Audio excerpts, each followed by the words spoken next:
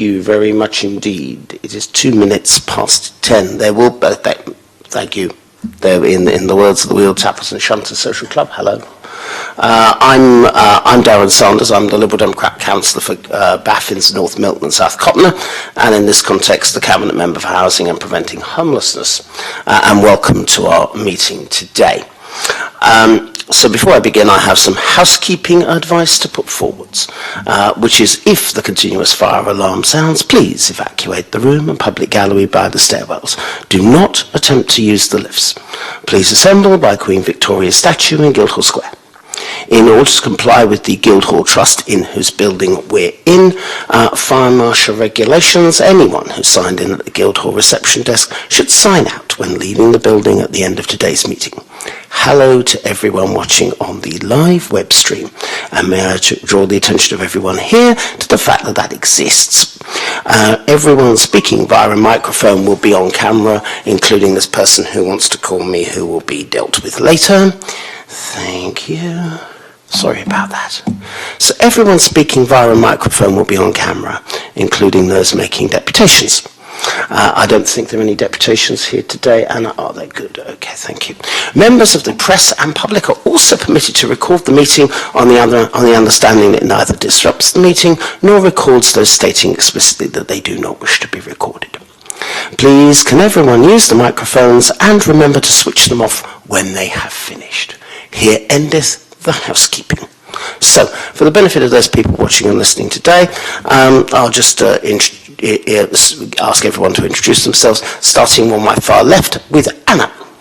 Anna Martin, Democratic Services. Councillor George Madrick of the Paulsgrove Ward in opposition for Portsmouth Independence Party. Meredith Hughes, Assistant Director in Housing, Neighbourhood and Buildings. Excellent. Daniel? Hello. Hiya. Councillor Daniel Weems, Hillsey Ward. Thank you. Maria? Maria Cole, representing the Residents' Consortium.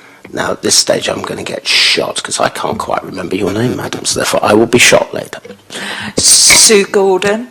Sue. I will know you as Sue after that, Residents' Consortium. after that fine David Berry record. Cal? Cal Corkery, Councillor for Charles Dickens Ward and Labour spokesperson for Housing. Thank you very much. And there's a person on my right who I know as Josh, who is the News local democracy reporter. Are you still that? Excellent, that's fine. So he will be recording the meeting for posterity or something else. So does anyone? So the process is whether people have anything, any interest to declare, which covers George, me, Cal, and Daniel. So do any of the four of us have anything to declare? I don't. Young Cal. A personal interest in that I'm a council tenant. Yes, I'm not sure if your block where you live is on here. It might be, but though I think Mared's avoided that. Okay, marvellous news. So we've only got one item on the agenda today, which I've asked to bring along, and so what I'll do is I'll ask Mared to introduce the item, and then we'll go through it from there. Okay, thank you, Councillor Sanders. The report is for information only. And as you said, it's in response to a request from your good self at the Housing and Preventing Homelessness meeting held on the 22nd of March. And the report will update everyone here today on the progress of the capital projects on HRA properties that were approved as part of the budget back in March. Give you the latest position on the projects, the works that's committed, projects being evaluated, etc., the spend against those projects to the end of September, and also to perhaps outline some of the future pressures that are being faced within the construction industry, both nationally and some of the stuff that we're feeling locally as well, after conversations with Core Group and also with neighbouring housing associations who obviously deliver the same sort of service as we do. I think the key area in 5.1 is to highlight that as of the end of September, the building projects team were working on 42 capital projects. That was split as three projects have been already completed in the first 6 months of the year. There are further 19 projects on site, There were a further 3 projects were at tender stage, and I'm aware now that I think they've been returned from tender, and that a further 17 projects were being evaluated. And what we describe as evaluated as these are being worked up, so drawings are being prepared, specifications, on-site surveys are being done. And there are a further 11 projects which are still to be evaluated to a surveying resource when that becomes available. The value of projects that the team are working on is just over 39 million, 39.4 million, and this is made up as follows. So value of works completed, either on site and or at tender, is 23.6 million, and the expenditure to date of those projects is just over £8.4 million. The value of projects being evaluated is a further £15.8 million.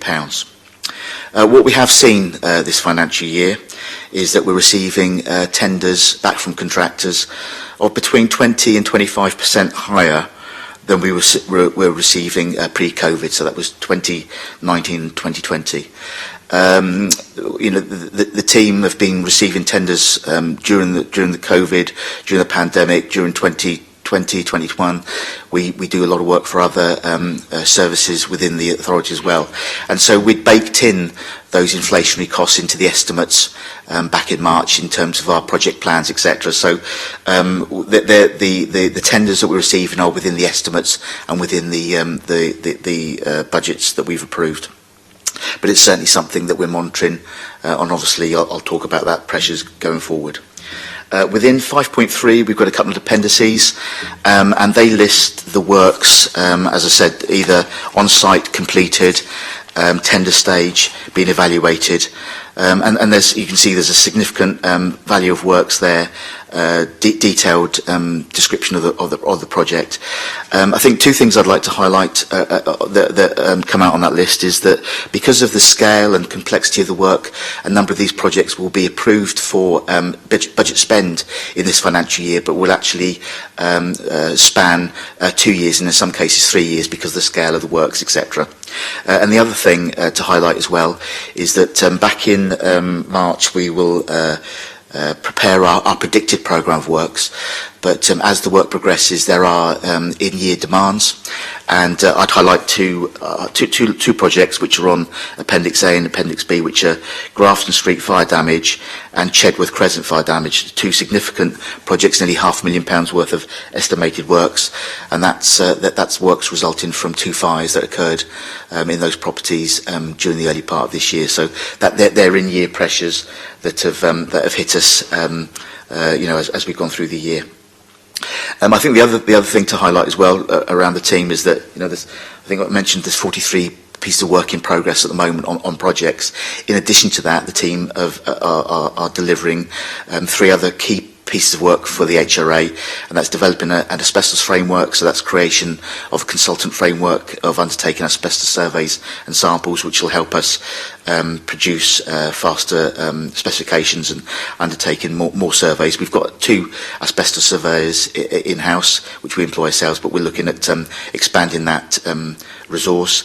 We're also we're in the final stages developing a primary contractor void sublot. So that's creation of a separate sublot of contractors who are specifically charged with undertaking large-scale void work. So in a traditional format, ComServe and Mountjoy would undertake our void works.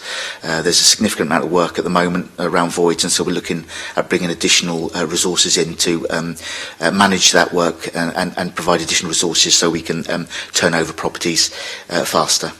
And the other bit of work we've got, which is a key bit of work around the capital programme, is the retrofit pilot project. So we've appointed some consultants to support us on that, to undertake pilot studies at 19 sites, consisting of 23 blocks of flats and 19 houses, and that's to assess the cost and viability of undertaking whole property retrofit works to houses and properties. That's reducing energy demand and also reducing carbon emissions. So that's another key piece of work that we're driving on.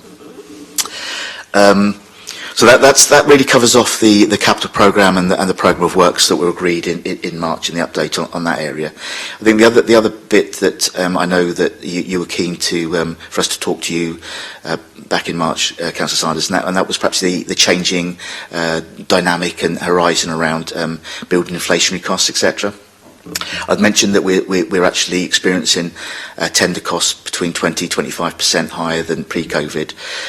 Certainly, the building professionals, the RICS, Royal Institution of Chartered Surveyors, RBA, Royal Institution of Building Architects, they're predicting a further increase of between 10 and 15% into 2023, and that's reflected in the BCIS all tender index, which is actually predicting a 13% increase in the 12 months between first quarter 22 and first quarter 23, and those costs are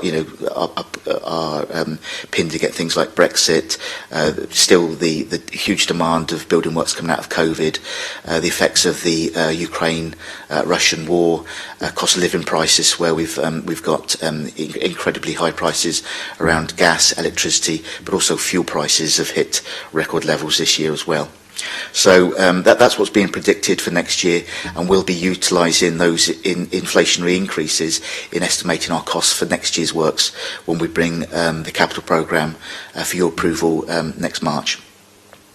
I think the other things to highlight that the RSS are reporting is that prices of materials continue to move upwards, with fuel and energy prices having the largest impact. So I think that what that really means is that materials which obviously will require high levels of heat, fire, etc. to make them. So talking about iron and steel, ceramics, so bricks, vitreous china, so WCs, etc. Because of the increased costs of utilities, that those products are becoming more expensive, and also the availability of them, the demand for them is certainly increases, and we're seeing issues with that. And a lot of those materials will come from Europe, so Spain, Italy produce a lot of the building materials for the UK market, and certainly we're experiencing long delays in lead-in periods for materials. We're also seeing and talking to contractors that contractors are becoming very risk averse at the moment, so becoming very choosy about the types of work they're tendering for, and the length of tender periods as well. So within a majority of contracts we let will be fixed term price, so a contractor will say that he will deliver a project for a particular price, but that project may last for a 12-month, 18-month period, etc. And contractors are becoming, I say, more risk-averse in terms of trying to hold prices for that period of time. So there's a number of things we're looking at in terms of whether we can work closer with contractors in terms of the early stages of design. So getting feedback from them in terms of what other specification materials could be used, what are available. Also looking at perhaps longer tender periods, but also longer contract periods, so we can take into account things like the long lead-in periods for bricks and steelwork, etc. But also the effect, COVID is still with us and affects building operatives as well as everyday men, women and children, etc. And so we do experience problems and delays on site with the availability of labour as well. And certainly for the first time in a long time, probably 20 years in my working experience, is that we may be looking at certainly longer contracts where there are fluctuation clauses within those contracts. So there may be perhaps a price increase within the tender period, within the contract period, so that would take up any inflationary costs that hit the contract during the build process. I think the other thing that we've done, we'll obviously continue to monitor that and feedback in due course around that. I'll take that into account when we look at our costs and prices for next year, and also perhaps what our procurement strategy might be around some of the large projects moving forward as well. I think the other thing to follow up on as well is that part of our contractual arrangements with our core group of contractors, we hold regular strategic meetings with them. Our last meeting was just before the end of September, and some of the key things that were coming out from that was that although the attrition run rate has reduced in the amount of staff that they're losing to other organisations, we're still struggling to recruit and retain existing staff. And that's despite all the service providers making changes to their terms and conditions to their staff, and also that all of our service providers pay the living wage as well to their staff as well. So what we found is that there are neighbouring landlords and organisations that are paying significantly more for short periods of work and project work, which are having quite an effect on the industry in terms of pulling people away from from our other organisations. We are seeing the other thing we are seeing though, and it's perhaps early days, and it's something to monitor perhaps the rest of this year, and certainly as we go up to the end of March, is that due to the cost of living crisis and the lack of perhaps disposable cash in people's bank accounts, etc., their willingness to perhaps undertake what I'd call is like home DIY projects, so extensions and perhaps double glazing, improvements to their own properties, which we saw a huge peak during the pandemic, is certainly starting to slow. And as we see that, we're hopeful that perhaps more subcontractors and smaller contractors will return into the marketplace, and will increase the resource available to perhaps larger contractors that we work with. I think the other thing I mentioned around the sporadic and difficulty about getting firm delivery dates. I think the other thing is that to mention as well is that we have a quarterly meeting with our colleagues in housing associations, speak to my opposite numbers in those organisations. We had a meeting at the beginning of October, and although a couple of them have their own in-house problem, they're facing exactly the same problems as us in terms of problems with paying, attracting staff, retaining staff, but also with issues around deliveries, materials, etc. And it's something that as a collective we're keeping a close eye in terms of how we can perhaps share a greater range of contractors, but also looking at perhaps sharing the sourcing of materials, etc., and standardisation of materials across the piece. And it's early stages in those conversations, but I think it's something that obviously I'll feed back to this forum in terms of that work going forward. And I think that concludes my report, Councillor Sanders. That's fine, Maria. Thank you very much for that honest assessment. Before I go to anybody's comments, just the reason this is here. Oh, Lord. Apologies for this.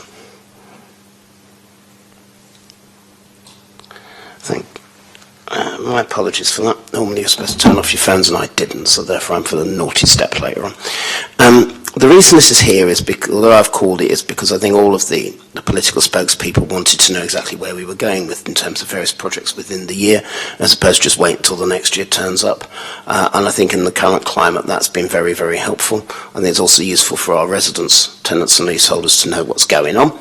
And also be aware of the situation, be as open as possible with our tenants, leaseholders and the rest of the city, if that doesn't sound too pompous. So thank you for that, Maria. I shall reserve my comments for last. Maria, do you have any questions or comments? Just one small comment, Mary.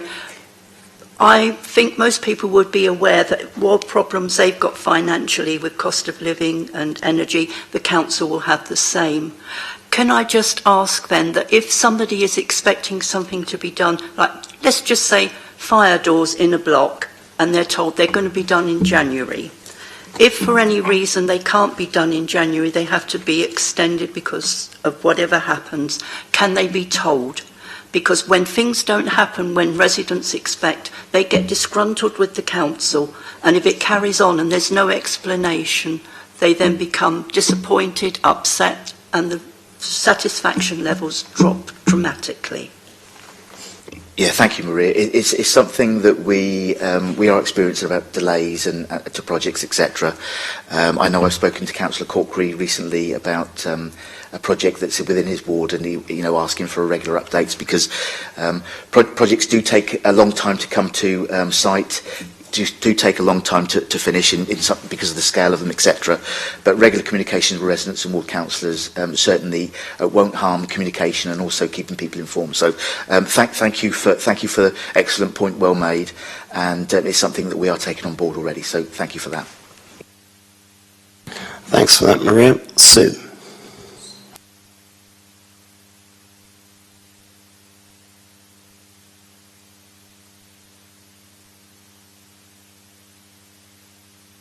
Sue, please switch your microphone on. It's for the benefits of the... That's okay, don't worry. Most politicians don't know how to do it, so you're perfectly fine. It's just to benefit any deaf people. As Cal mentioned, in our ward, there is a big project on the go, and is that money going to spread thinly enough so everybody gets the same? I think I've already heard some people saying, where they seem to be doing a lot on one block, and are they going to be able to do all those things on another block, or is the money going to run out? Without going into the individuals of specific projects and specific blocks, I think Sue's point is a very, very fair one. People are obviously scared, going, "Oh God, no one going to fault this." Yeah. So I think you're talking about the courts. Yeah. So the courts block is baked in to the programme, Sue, and we'll continue to deliver that. Right. Sorry, Mairead. What is baked in English? So sorry. It's actually part of the programme. We've signed a contract with a contractor. The money is allocated and earmarked for that project. So, but the project is a long project and will last into, I think, the beginning of 2024 because of the scale of it, because of the number of blocks we're trying to work on. So with the project Sue relates to, the money is not going to run out, no, is it? No, as I said, the money's been committed against that project. That's fine. Thank you for that comment. So it's Thank really, really important. Thank you. Sorry for that. Dan. Yeah, thank you for that. I've got several questions, and it mainly reflects the fluctuation clauses that you mentioned. I understand, obviously, that PCC is operating within a really difficult economic climate.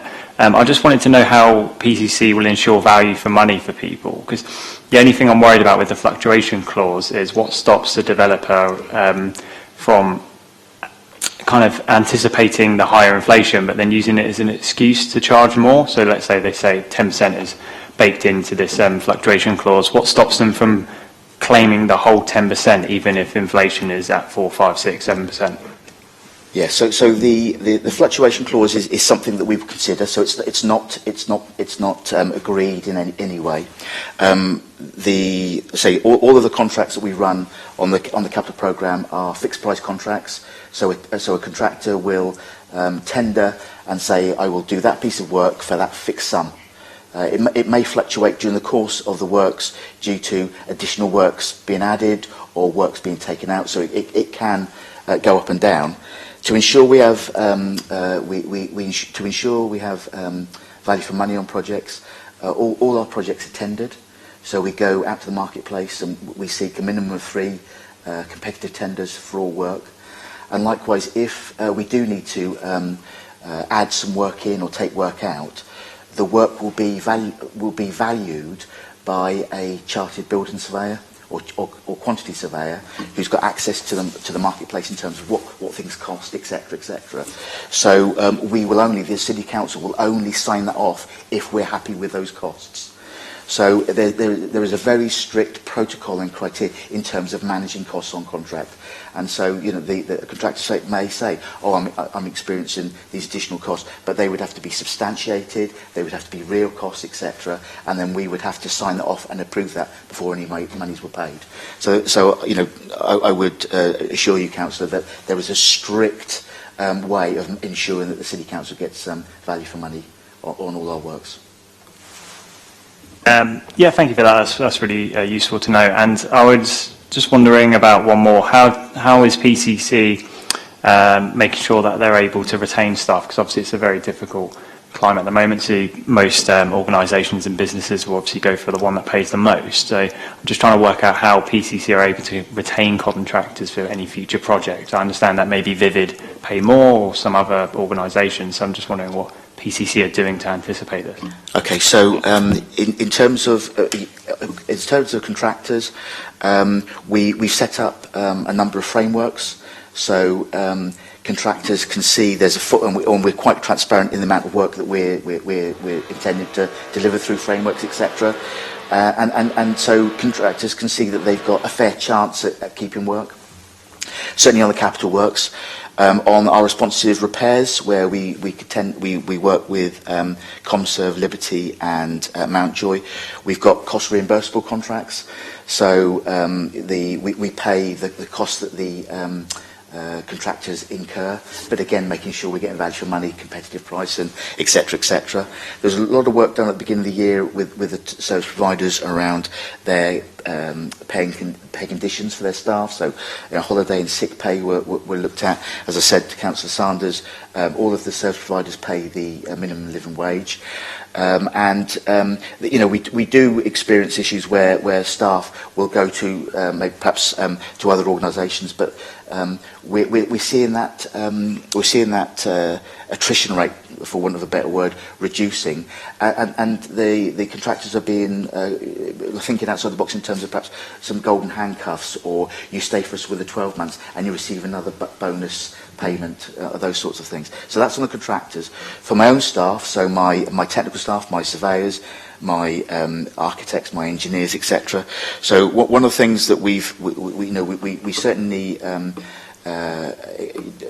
articulate the benefits of working for the local authority. So we have some really good training schemes at authority. So we've got a number of, I think we're 18 or 19 apprentices working through our organisation. So we offer really first-class training for young people to come through, where they go to university and pick up qualifications, but also are working on the job working. And just yesterday, my first architectural apprentice passed the final exam. So after a 3-year period of time, joined us. So that was really good. So we're growing our own staff. So taking staff from either school leavers or university leavers, or people wanting to change career, we're doing that. But also we reinforce the benefits of working with the local authority in terms of the good pension for working, the flexible working time, the working hours, but also certainly within the built environment that I look after, the work is very exciting. So one day you could be working on a school, you could be working on people's homes and making a real difference to residents, etc. You could be working on ancient monuments like Sassy Castle, you could be working on the Spinnaker Tower with Guildhall, etc. So there's quite a varied raft of work that we can offer as well. So it's an exciting place to work. I've worked for the local authority for over 30 years because of those very reasons. So we don't rest on laurels, and we're continually reinforcing that and making sure that we have opportunities for everybody. So I'm very keen to get more females into the organisation, so more female surveyors, architects, etc. So showcasing the work that we do to make sure that we can attract good contractors and good staff as well, and retain those as well. Thank you for that. You touched on growing a workforce in-house, which I think is brilliant. That's so useful. Just about how you retain that work staff there. Do you do a return of service for those who, let's say, they've been with the council since school leave age, and then they do their university, and then do they have to do maybe a year or two after they've completed it? There's parts of their conditions of contracts. If you're on those sorts of contracts, there are say golden handcuffs, etc. So if you do qualify, you have to stay for a period of time. Okay, PCC are doing that as well. I would just hate for you to put all the effort in and then obviously leave for another organisation. And the authority does that across the piece as well. Yeah. Okay, brilliant. Thank you for that. Thanks for that, Daniel. I know you very kindly offered to put several questions to me at the last council meeting, and this is the one that we never got to, which is the state of the budget. But I hope this offers some of the backup evidence to some of my own thinking on this. Yeah, the briefing we did a couple of weeks ago was really useful as well. Yeah, the true horror show. But then again, I suppose there's a few horror shows knocking around when it comes to construction. Cal. Thanks, Darren, and thanks for the report, Meredith. Firstly, just me to understand kind of how this issue is being managed going forwards, given the kind of significant increases in projected costs. Are there projects that were planned that are, as a result, going to be kind of pushed out into future financial years, or are we going to kind of expand the spending within what's already planned, if that makes sense? Yeah, so for this year, The budget covers the project work that we've allowed for. Moving forward, we may have to we're working closely with Wayne Layton and his colleagues in terms of the available HRA budget through rents, etc., to ensure that we can deliver the work that we need to do against the demands that we're coming through on our projects.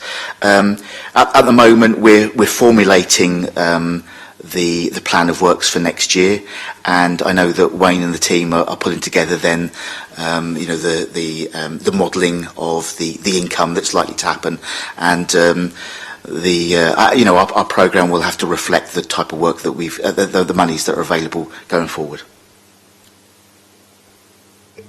Okay, thank you. And just following up on that, so the projects that are listed in Appendix A, yeah. I guess, and Appendix B, are they all currently funded? Yes. Or, because I guess some of them that are evaluation stage, for example, presumably the costs aren't baked in, as you say, so there's a little bit of uncertainty. Are they potentially going to be pushed out into future years, or would they kind of be subject to review? So all the projects on Appendix A, Cal, looking all the way down those, so everything down to probably Marilyn Avenue, which is on site, all of those costs have been tendered and contract signed, etc. So all that work is and the budget is committed against those. The acquired at Buckland, Louis Flagg and Horndean, the quad. I think the quad is probably still at a tender because it's quite a large. You see, it's quite a large project. But the budget for that was part of the 2022-23 approval. So that money's set aside for that project already, and that's the estimated value of the work. Obviously, if that comes in, we might need to look at some of the projects on the other side if we need to flex some of the money from those other projects. Okay, that's useful to know. Yeah. I had interestingly a query from a resident last week in the quads with a similar kind of issue that Sue raised around. They were wondering what was going to happen because they know that costs are increasing so much. Yeah. Doesn't mean that their block isn't going to get done or is going to get pushed into the future. No, the programme that we presented, it was March, wasn't it? Set out and the quad was in there. What we've also done is the point perhaps I made it slightly clumsy around work perhaps spanning 2 or 3 years. So we would have had approval for budgets last year and the year before, where I think we received approval for the quad as well. So there's almost like there's a bank of money set aside for projects, and there's also a reserve which we've set aside to make sure that these projects can be paid for. Yeah. Okay. Thank you. Last question, and I may have a follow-up point to make. Obviously, the government is consulting on capping social housing rent increases. Do we have any idea, or can we kind of speculate what the potential impact of that might be on future maintenance and improvement programmes? No. Here's the short answer. Sorry, that's a blunt and straight answer. Simply, it is a consultation. The consultation at the moment is offering a range of rent increases. So they're consulting, I think, on 3%, 5% and 7%. Their preferred option is around 5%, which is where I think you and I, Cal, suspect benefits might be going up if we're not careful. So that's that. But at the moment, that's up in the air. There's a whole raft of other things that are up in the air, not least the costs of borrowing, which go up and down on a daily basis. The role of local government and what money local government will be getting, we won't know that probably until the 17th of November now. So there's a lot of variables in the air. But the short answer is no. But I think for everyone else, it's just useful to get a bit of context of that. There's also the moral argument, which is that we could raise rents by 11.1%. And in a cost of living crisis, is that morally correct? I chose not to do that last year because I knew people's bills were going up. I've made it very clear with council officers that I want to do the same principles again. But I'm also conscious that, the government's rent cut of 2015 took about £8 or £9 million out of people's repair bills. And so that's frustrating. It's there, it's what we have to live with. I just wish that local councils were able to get on and do what they want for their residents rather than have the nanny state intervene. Yeah, thank you, Darren. And I guess just following up on that point, I think we do need to obviously start thinking about this issue now. This is a decision that's going to be coming up in a not too distant future with inflation, as you say, at 11, 12, 13%. If the previous formula was used, then that could be massive rent increases for lots of people living in council housing who are already struggling to get by and experiencing the pressures of the cost of living crisis. I mean, it's something that I would be in favour of, and maybe this is an idea for us all to consider, is supporting a rent cap, maybe at the lower level, but only kind of making that conditional on additional government funding being provided to local authorities and other social landlords to make up that gap, so that there isn't a hole in finances, but residents still aren't being hit with quite massive rent increases. Again, if Meredith's okay, I'll answer this. I think that's actually formed part of our response already. I mean, I'm very keen to get as much government money as possible. We as an administration have been very good, actually, at getting government money across the piece over the last few years. But it's only fair. We can't yet again, and this has happened under Conservative on their own, Labour on their own, Conservative, Liberal Democrat governments. Local government has been seen as the whipping boy or girl for funding cuts.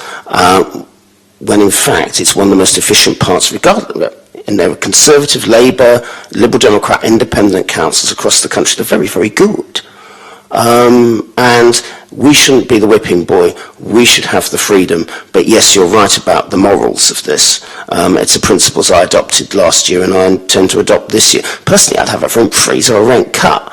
But then I look at the budget and go, that cannot happen because of construction costs. And so we have to be realistic. We've got to balance these two things. But no, it's a fair point, Cal. Mered, you sounded far too keen to intervene on that one, I'm telling you. Is that all right? Was that it, Cal? Apologies for sort of me getting in there as opposed to Mered, but that's fine. Thank you. Thank you. George. Thanks, Darren. Yeah, for myself, it's just really confirmation in relation to the finances. So, for example, I'll just pick this one up because it's in my ward. On Appendix B, you've got the Chedworth Crescent fire, which obviously was a significantly bad situation in our ward, which affected obviously a few social tenants and private tenants. But this £200,000, for example, the budget estimate was something that we didn't account for, needless to say, ahead of time because we didn't know it was coming. But are we insured for this type of thing? So is this £200,000 a budget estimate that's expected to come from, you know, the taxpayers' pockets, or is it something that we're insured for that we can claim back from an insurance company, so it's not costing us? So it won't be from the taxpayer, Councillor Madgwick. It'll be council it's council rents. Sorry, and that's it's a difference between the general fund and HRA. Apologies for that. But we obviously are in touch with our insurance within our own organisation. The issue we have is that the City Council holds so many properties that the insurance liability to insure all of our properties, the premiums would be tens of £1 million a year. And so, although there is insurance across properties for particular reasons and causes, etc., this would have to be funded out of the HRA. So obviously, if we as the cabinet hasn't budgeted for these things, is this something that we're going to be? I guess it's a question for Darren. Is this something that we're going to be looking at to include in the following budget? Is there going to have to be? I mean, with 20% price increases and the potential 15% in the next year, is this something we're going to be expected to vote on in full council when the budget season comes up to allow for these type of unexpected overheads? Because they are unexpected, we didn't predict it, but, you know. Yeah, and I think the inevitability, I mean, Mered will comment a bit more. I think that in strategic terms, most of it is no, because it will come through here, because of the way that the housing revenue account is structured. All council colleagues will see it as part of the wider capital budget that is then put forwards, but the actual numbers are decided here, so the four of us will have a look at the stuff nearer the time, but ultimately it's me. So you're asking me. Any landlord has to work on the basis that stuff will happen. I mean, we've had a few fires there at Grafton Street. We've had to deal with one at Whale Island Way, which, although it was a private house, affects the council house. We've had one in your ward as well. So we do have to budget for those things, and you're right to sort of go there. We do have a reserve, which thanks to prudent budgeting is significant. But we can't keep calling on that. But yes, no, you have to set aside a contingency fund for stuff happening. And that's where a lot of the money, for instance, for COVID, we've been able to provide many more services across the council because of our prudent budgeting. We've been able to deliver extra money for COVID. But it's a very fair point. Maria, you'll no doubt contradict me, which is fine. No, I'll reinforce what you said, Councillor Sanders. So I think I haven't got the figure to hand actually, but I'll just check it's not in the report. But back in March, you approved a capital programme budget for this year, 35.4 million quid, 35 million pounds. The projects that we've got on site, Appendix A, Appendix B, I think comes to 38 million pounds. But as you said, we've got a significant reserve, which we've built up over time, where projects have perhaps taken longer to come to fruition. Perhaps projects when we've reevaluated them or we've tendered them, they've come in under budget, etc. So there is money to finance this work here. The other thing we do is that we allow a contingency within our programme for unforeseens, because the very nature of having 15,000 council houses, we know something will occur during the year, whether it be a fire, whether it be some subsidence we don't know, whether it's a gas explosion, we know something will happen. So we do keep a contingency within that £35 million. So the projects that you see listed on Appendix A and B are within the capital programme that's already been approved. And just on hopefully a more positive note, because everything seems to be doom and gloom nowadays with the costs and everything like that. Have we got anything positive on the horizon coming up in relation to costs, or is it literally or is it literally just full doom and gloom every time we're here? I mean, come on, give me a positive. There's got to be something coming up on the horizon. Well, the positive I heard last night, and I haven't spoken to my guys in the energy team, but by all accounts, the wholesale price of gas has started to drop this week. So we'll see if it's more than just a bright shining star for a couple of days or something. But if the price of gas can start to come down significantly, and it indicated it was coming down, that will have a massive knock-on effect on the cost of electricity, cost of building materials, etc., etc.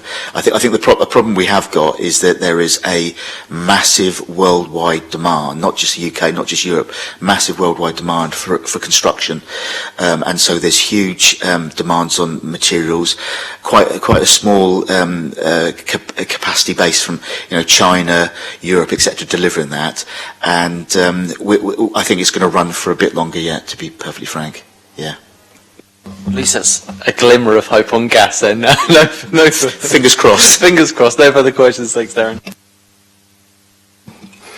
Thanks, George. When I said honest, I really meant honest. I think that's very helpful. Firstly, thanks to everyone for their comments. I think, Mairead, that's been incredibly helpful, because I think it's useful just to actually talk about some of the issues that we face as an authority, and I'm going to make some... the only real question I had was around the retention of staff, strangely, Daniel, which was how on earth are we going to do it and keep it? I mean, Cal and I sit on the employment committee for our sins, and we've seen the difficulties that exist within the social care model, for instance, whereby, people's care is being given back because it's £12.50 at Aldi an hour, and people are going there for sacking shelves. And it's a real issue across the whole authority, Daniel, and across, as you know, across councils across the country. So yeah, you're right. So I'm also very interested to know how we can do it. If that means working more constructively with other housing associations, I'm very good. I think in terms of George, the first thing I want to say was about Maria's point about being straight with people. I mean, for other colleagues, the team know that I insist that people are straight with everyone. Because, as you said, Maria, if you say you're going to do something in October and you do it in September, everybody's happy. If you do something in September and it happens in November, everybody's very angry. So if somebody says they're going to do something, they do it. And that has been made very clear, Maria, by me, to the entire team, even if it means saying it's going to take 5 years. because then that's just the important thing, is to be straight, and that's one of the reasons why this report is here, frankly. It is to be straight with people. Dan, I totally agree about retention. I mean, I think it's one of the biggest of things we have as a council as a whole, and I think you're right, we do have to be more creative about it. And I think that's one of the issues that we all have to face going forwards, and that will mean some politicians talk about difficult decisions as if it's a euphemism for stuff people don't like, but actually it is going to be difficult because we need to find a way out of this. And I think we're working towards a way out of this. Cal and Sue make very good points around projects, because ultimately people are just interested in their stuff's being done. I mean, to give George a vague glimmer of hope, prudent budgeting has meant that we've been able to secure as many of the projects that we've had in what has been a rubbish last 9 months in terms of budgeting and project planning. What with Putin's illegal war in Ukraine, the resultant issues around the crisis on gas, and government mistakes, they have all contributed to chaos, frankly. So I'm delighted that prudent budgeting has meant that we've been insulated until now, which is your point, Sue, which is going forwards, we're going to have to take decisions. And a lot of it is up in the air. We don't know what the impact of the 17th of November autumn statement will be. We don't know what the rent cap will be.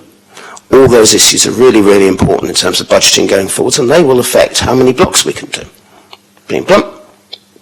But up till now, prudent budgeting under this administration has meant we've been able to secure as many projects as we have because we've just planned ahead, including the contingencies that have been raised. But frankly, the future is how long is a piece of string?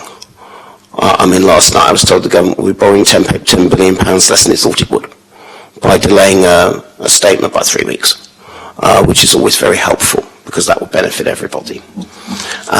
I think within this, to offer further glimmers of hope to cheer George up, I think that there are some things in here which are actually very, very good and reflect our priorities. The first is to make sure tenants stay safe, which is why the sprinklers that we brought in will continue, because we have to make sure our tenants are safe. And then also I'm particularly impressed with the stuff around high-rise void flats. When we came in as Liberal Democrats, our view was too many council homes were too empty for too long. Since then, we've brought that down by a quarter. This will continue to do that, because we need to make sure that people have homes. So I think within we face basically financial chaos, and that really screws planning. We want to try and make sure we get as much money from government as possible to make sure that our tenants and leaseholders don't feel pain as a result of things that are way out of their control. And that's why we want more government money to happen. We're also continuing to build homes, we're also continuing to buy back homes, because that's important as well to try and reduce the problems. Maretta, I'm going to say thank you for what occasionally has felt like doom, gloom and a dark tunnel. But unfortunately at times we face a doom, gloom and a dark tunnel, and we don't do fairy tales here. So I'm very grateful to you for that, Maretta. If any colleagues have any particular issues, please feel free to raise them. But as far as I can see, that report noted. And then I think probably as part of the March meeting, then we come back with any further issues and any further updates. Yeah, it's my intention to when I bring the capital programme at the end of March, Councillor Sanders, is to, as I did I think the first time this March, is update in terms of the projects completed, the number of properties we've worked on, the amount of money that's been spent, etc. And perhaps another 6 months will give us a bit of hopefully some more positive visibility of what might be happening further down the road as well in terms of building works. Thank you, Maretta. I hope it's a bit quicker than 6 months, but anyway. So, colleagues, thank you very much indeed for taking the time out this morning. Anna, I'm going to close the meeting at 10:49 a.m.